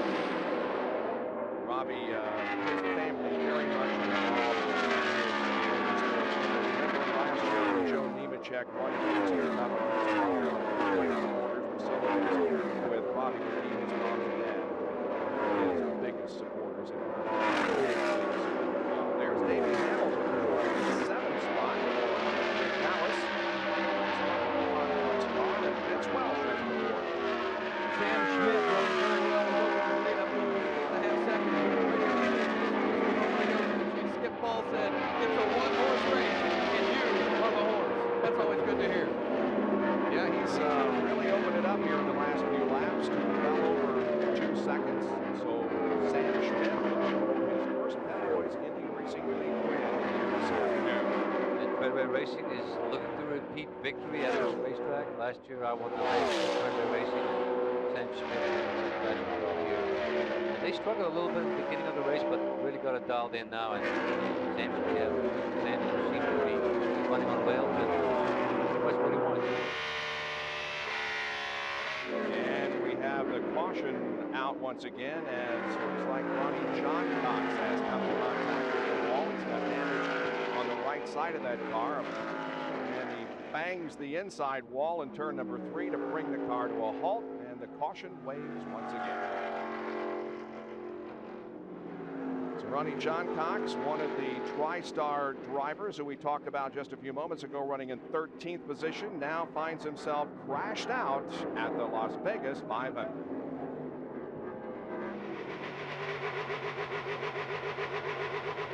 Tom Jenkins, Ari Lyondike, Vince Welch, and Jack Arute at Las Vegas Motor Speedway for the Pep Boys Indy Racing League Las Vegas 500. We're under caution because of an incident involving Ronnie John Cox in the backstretch. The pits are open. Here's Vince. Sam Schmidt coming in, looking to lock up his first victory of the season and do it here in his hometown of Las Vegas. Skip Ball having trouble getting that right front tire off, but he now adjusts it. Tire is off, guns are away. No chassis adjustment this tire. Other than that, Kenny Brack beat him out of the pits. The biggest deal was that Kenny Brack beat Sam Schmidt out of the pits. Now, you know the problem that Kenny Brack was complaining about how he's saying that he had a vibration. They discovered what the problem was. The racing has gone down on the rear tire by over 3 pounds to the recommended air pressure. He said, Kenny, we figured it out with Billy Boat as well. It makes the tire wear head shape.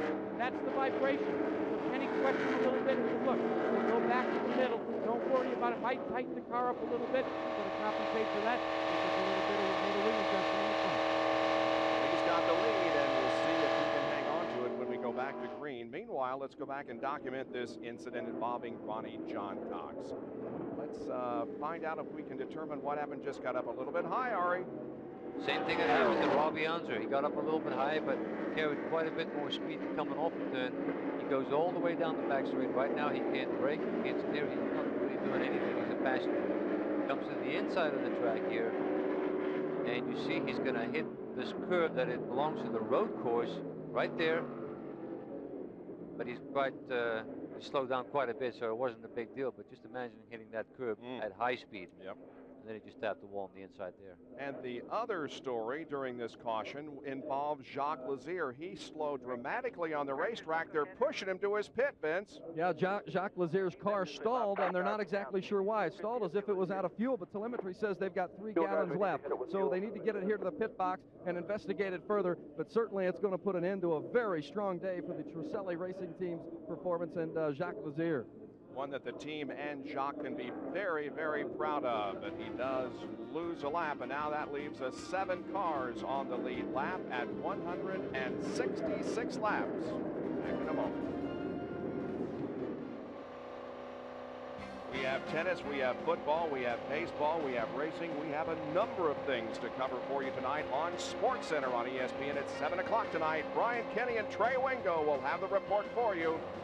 Or log on to ESPN.com. Part of the Go Network, go.com. Kenny Breck, Sam Schmidt running first and second, followed by Robbie Buhl. And Davey Hamilton is running in 4th position. And let's not forget that this is a backup car, not the one he qualified. He started last, is up to 4th, Jack.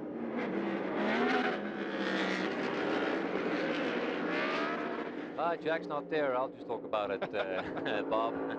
Anyway, Skip Ball was saying that Sam Smith is a 1-horse race. Right now, there's a couple of horses that joined the fray.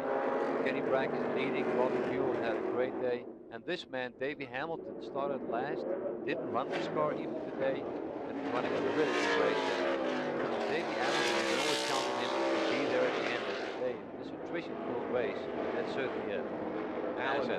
Alan Mertens is the engineer on this car. Of course, he was a long time with Alan. In fact, Fred Allen's Jr. helped him win the 1990 car championship in 19 races.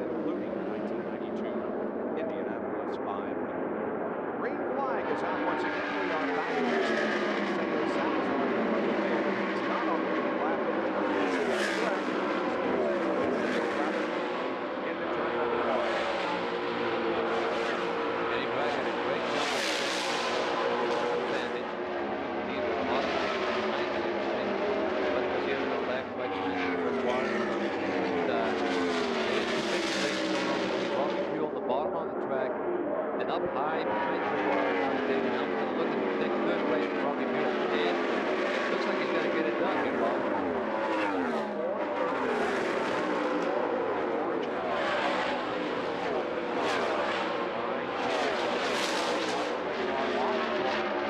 Buzz Calkins right there inside of Davey Hamilton. Buzz makes a nice run to the inside of Davey Hamilton, and Buzz takes the position away. He moves to 4th.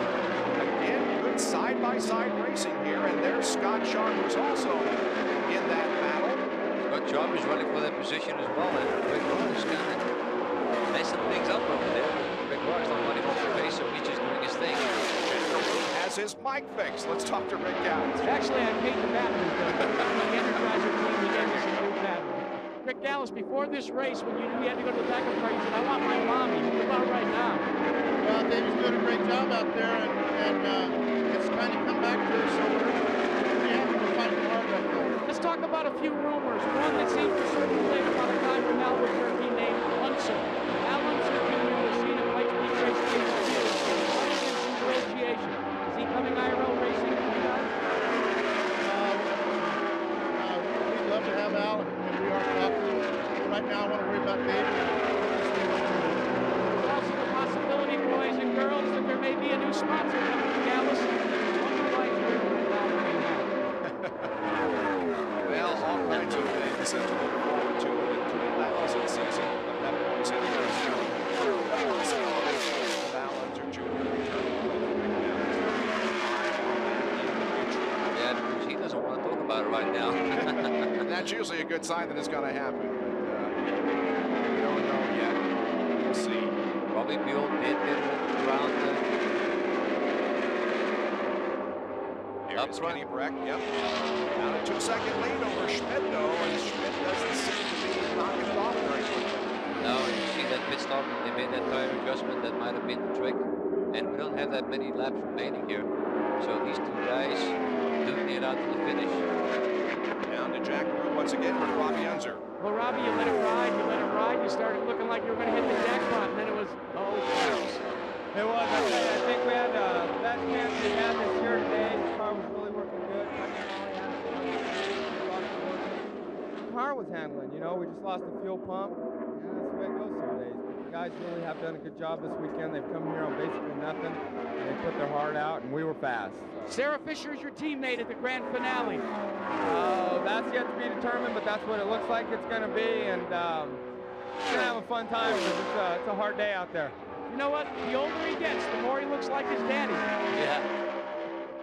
Well, Sam Schmidt sure closed the gap quite a bit while Jack Root was interviewing Robbie Unser, and look at that, they're in the same frame right now. He has really closed in quickly. It was over a 2-second lead 2 laps ago, went down to 9/10 of a second, and now you can see about a half second or 4 car lengths as Sam Schmidt moves in on Kenny Breck with less than 30 laps to go in the Las Vegas 500. And right there we saw Sam Schmidt make an adjustment, so he's still not entirely happy with the handling of his car, but he's just working and working that weight jacker to make it better, and it seems to be working for him. He's closing in right now. More from Vince Welch. Sam Schmidt more than 4 miles an hour quicker than Kenny Breck on those last 2 laps. And Ari, you know the look of a confident team, especially when it's one that you've driven for. And I'll tell you, the Sprint PCS and Fred Treadway group looking very confident right now, even though they're still chasing Kenny Breck. Now, Kenny Breck is not going to really give him such a hard time, I think, because when the guy chasing you is superior, there's not much you can do. You can't block a guy like on a road course or something like that, so you have to give up the position. And Kenny's thinking about points as well. Right now, Schmidt is the fastest of the 2, with third place car of Robbie Buhl, the 3rd fastest on the racetrack. He's still faster by not much, though. He was a little bit faster early, but Kenny is not going to give it up quite yet. We're going to see Kenny move a little bit over as soon as Sam tries to make a pass. Kind of mess up his momentum, and then it takes Sam a few more laps to get back to where he was before. So look for that to happen from Kenny's side. And that last lap, Breck was a little bit quicker, and Kenny Breck, if he should win here today, will become the all-time winningest driver in Pep Boys Indy Racing League activity. Right now, Kenny Breck, Scott Sharp, and Arie Luyendyk all have 4 victories in the league. Nobody has ever won 5, so Kenny could do that this afternoon. And Sam Schmidt, of course, is looking to win his very first series event. Jack, Kenny is under fire from Schmidt. Well, he does feel the pressure, but Bob, what's interesting in the contrast is the Treadway team for Schmidt is a single car entry, but the Brack team is a double car entry along with Billy Boat in the Harris car. Thank God that Billy was out there, because that was the man that helped A.J. Foyt determine where the vibration was coming from on Brack's car. We said the tires wore because they were using low air pressure. They came out like ovals, like eggs. They made the change in the tire pressure, and so far, Kenny Breck says no vibrations. The car feels good. He just keeps looking in the mirror and seeing the nose of that black Sprint PCS car. Yeah, he's looking in the mirror a lot, but earlier in the race, Sam Schmidt complained about not being able to run up close behind traffic. Right now, he's getting close to the Brack, and then he kind of seems to hang there and not get even closer. So I think he might have a little bit of a problem behind Kenny Breck's car. You see there, 7 cars are on the lead lap. As we near the closing laps of this race, now less than 25 to go. We go on board once again with Sam Schmidt. Up ahead is the leader, Kenny Breck. And we also have a battle on the racetrack for 5th position. That is Hamilton and Sharp trying to decide who runs in 5th position. Hamilton is Sharp, and right behind Sharp is Robbie McGee. He also is in the battle for... And right ahead is Buzz Calkins, a 4-way battle. Yeah, 4th, 5th, 6th, and 7th right there, all running close on the track. Buzz Calkins, Davey Hamilton, Scott Sharp, and Robbie McGee. Jeff Ward running back there. Jeff Ward several laps behind. He's running on 7 cylinders most of the day, just having an awful day, but just soldiering around to get points at the end of the race. Thought that Calkins might get a run on the top of the racetrack, but instead, here comes Scott Sharp to the inside, and he passes Buzz for position. Now again, that yellow and purple car of Jeff Ward is not on the same lap as these other 4. That is the Yahoo sponsored car driven by Jeff Ward. But everybody else in this mix is battling for position. Robbie McGee and Buzz Calkins. Like Jeff Ward, his team has fixed that problem with the car running on 7 cylinders, because he's running pretty good actually now with these guys that are battling for 4th position. So they must have fixed that, but way too late in the race. Scott Sharp right there is really closing in on Davey Hamilton. Good race back there for position. Meanwhile, up front, pretty good battle too, as Breck only has about a 3 or 4 car length advantage on Sam Schmidt. The closing laps, we'll have them for you when we return. ESPN's coverage of the Pep Boys Indy Racing League's Las Vegas 500 is being brought to you by Delphi Automotive Systems, running tomorrow's technology. By MCI WorldCom, the official long-distance and local service provider of the Pep Boys Indy Racing League. And by Pennzoil with Pure Base, made for the way you drive. Stop, go, Pennzoil. It's just about... Oh my goodness, we got a problem. Davey Hamilton in the fence. A tough break for Davey Hamilton when he was running in 4th position. I was going to tell you that we're scheduled to be off the air about this time. However, obviously we're going to go a little bit long. We're only a few laps away from the end of the race. And we will have the interview with the winner on RPM tonight. And coming up next here on ESPN2, the final round of the Weston Texas Open from San Antonio, Texas. So stay tuned for that. We will have that as soon as our race is concluded here on ESPN2. Davey Hamilton has to call it a day. And he's not happy with somebody.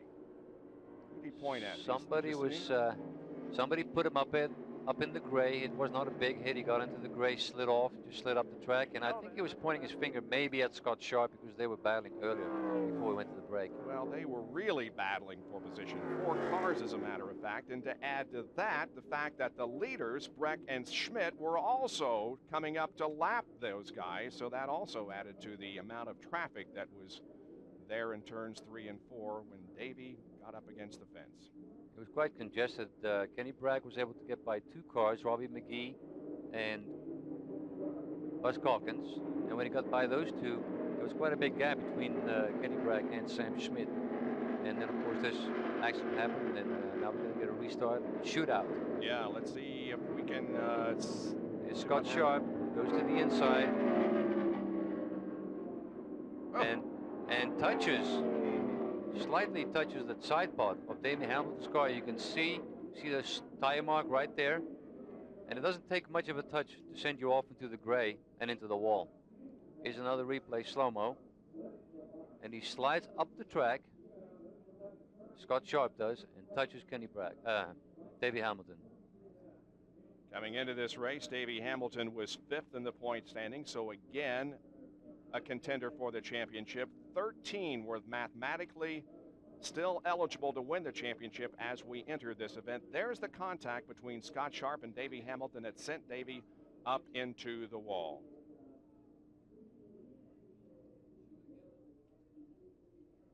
There is Scott Sharp's car. If he has a donut on the car, of course, would be on the opposite side that we are seeing right now. And when he comes around, we might be able to see where the 2 touched. Where did we hit? There it is. Right there. Yep.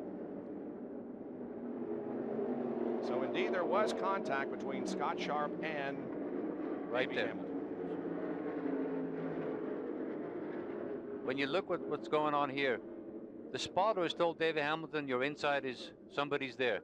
But look at how much racetrack is left on the inside. Normally, with your left front tire, you would be on the white line, passing somebody on the inside, but Scott never even got close. Scott basically slid up the track into Davey Hamilton. That's why Davey Hamilton was mad. He gave him all the room he needed to pass him, and he still took him out.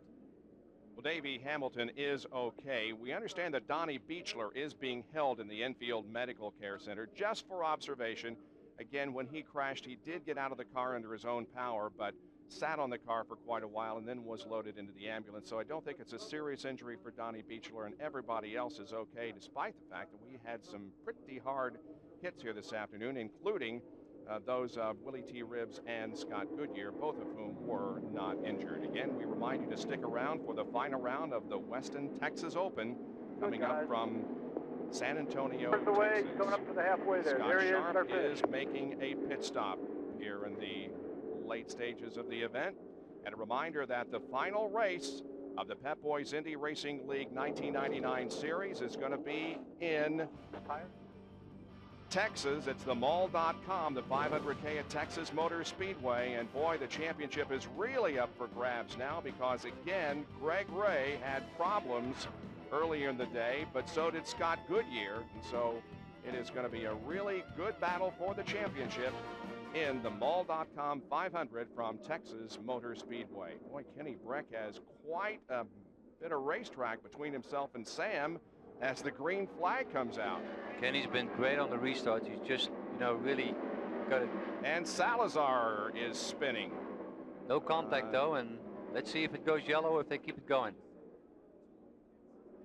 Salazar earlier this week celebrated 25 years in motorsports, and the caution is going to come out once again because the car cannot make it back to the pit area.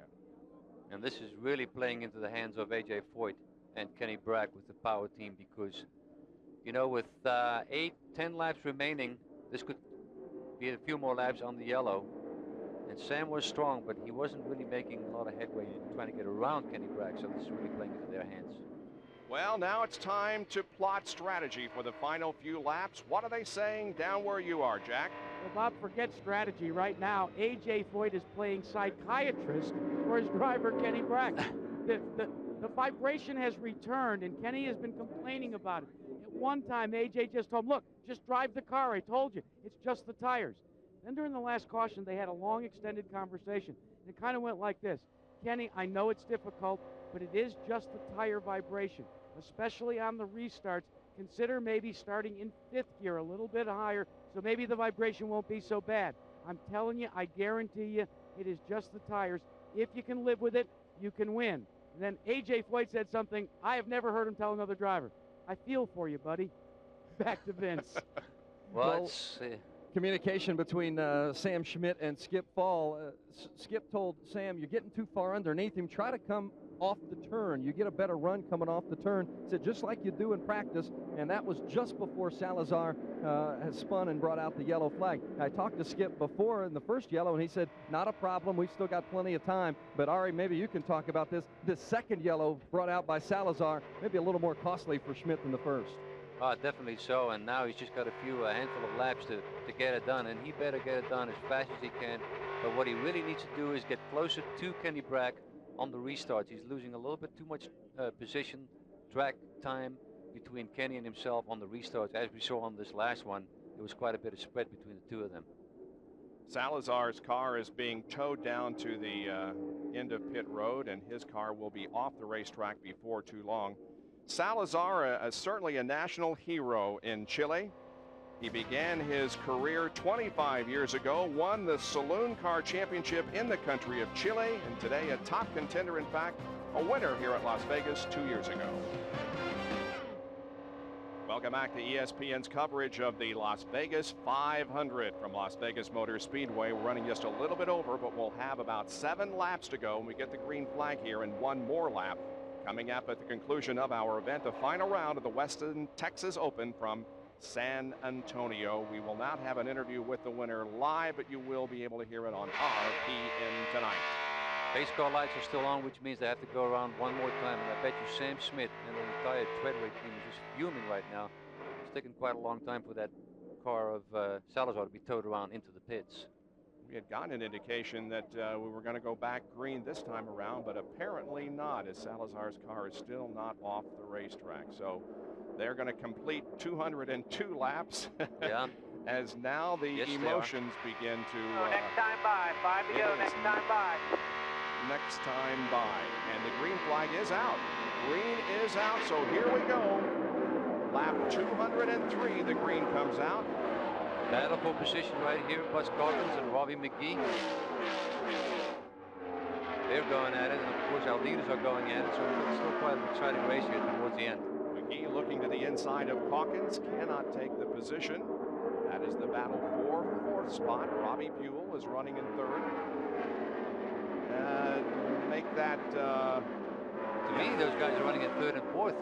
Well, that's what it looks like on the racetrack or on the scoring monitor, however. Anyway, look at how the points have changed. Now Breck within 3 of Greg Ray, with Schmidt 40 behind. See the vibration on the back of that car? It wasn't there earlier in the race, but he's dealing with that now, and although AJ Foyt feels for him, I'm sure Kenny Brack is very nervous right now about that vibration and about Sam Schmidt and his mirrors.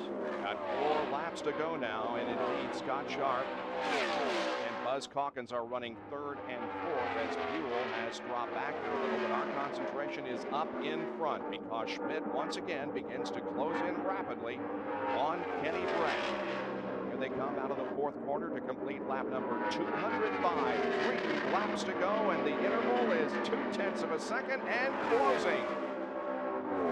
Look at Schmidt. Look to the outside in turn number 2. Now he may take a dive down to the inside. Good onboard camera here. There's Schmidt going to the inside at the end of the backstretch. He and Kenny go wheel to wheel into the corner, and Schmidt emerges with the lead with coming down for 2 laps to go. The hometown driver is going to pull it off here right towards the end. He just got by him. And I saw a little wiggle on Kenny's car, and Kenny's just holding on, it seems like. Sam Schmidt puts some racetrack between himself now and Kenny Brack as they're on the backstretch with a lap and a half to go. Will Sam Schmidt win his first Pep Boys Indy Racing League event here this afternoon in Las Vegas? The white flag is coming out. 1 to go for Sam Schmidt, trying to duplicate the feat turned in by Ari Leyendijk last year when Ari drove that car to victory and then announced his retirement. Sam has a huge career ahead of him as he is within a half a lap of his first victory. He's staying ahead of Kenny Brack by 2 or 3 car lengths.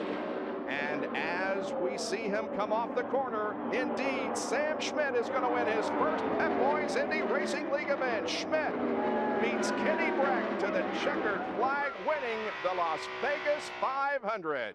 That was Fred Treadway. He's shaking his head. Boy, that was exciting at the end. Just an incredible win by Sam Schmidt, who won his first PPG pole here yesterday and now drives to victory in the race itself. What a happy guy. Looks like he's unstrapped the belts already and is anxious to get out of the car and into victory lane. We'll have the interview. Superman today. That's right. We'll have the interview with him on RPM tonight, but quite a day for Sam Schmidt, who wins here in Las Vegas. For Jack Arute, Vince Welch, and Ari Lyondike, I'm Bob Jenkins. Thanks for joining us from Las Vegas Motor Speedway. Sam Schmidt wins. Well, Sam Schmidt, congratulations. You waited a long time for this one. Like almost 2 laps too late. I tell you what, thank God first most. Whew, a long day. I screwed up on the first pit stop and stalled the car, and I didn't think we'd ever come back from that, but kept telling me to be patient on the radio, except for Skip.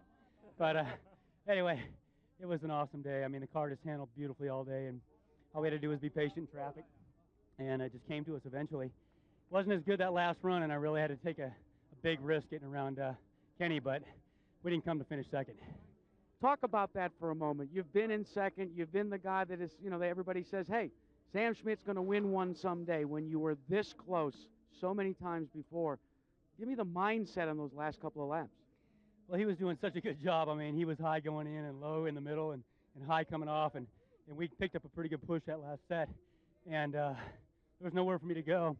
And just that one time, he pinched it in 1 and 2, and I got to get running. I'm going down the backstretch, and I wasn't lifting. I mean, I don't know what he was doing, but I was not lifting going into 3, and fortunately, it just stuck. And I got to stop breathing the last 2 laps, I mean, I swear. But Jeff, Skip, I mean, all the guys did a heck of a job. It's been a long time coming, and it's just all that much more beneficial for us. Sprint PCS, thanks for their support all year. BG Lubricants, we're number 1. Everybody calls you Elvis, and it seems appropriate that Elvis is back in the building at Vegas. In your best Elvis impersonation, what do you have to say to the folks? Well, first of all, now these guys got to dye their hair black. That's the deal. But thank you very much.